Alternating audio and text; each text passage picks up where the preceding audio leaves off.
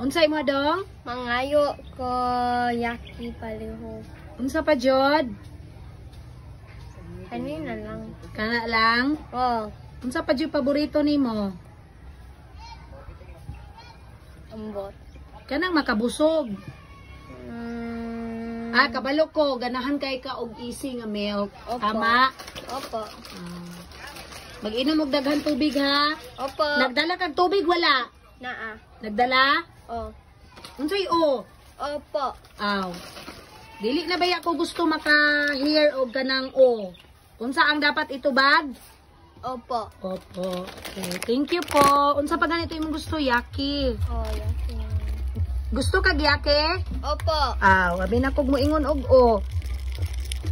Sorry. Habit. Habit nimo ang o. Dapat i-change gyud na ha. Always say opo. Opo. And yes po. Like that. Okay.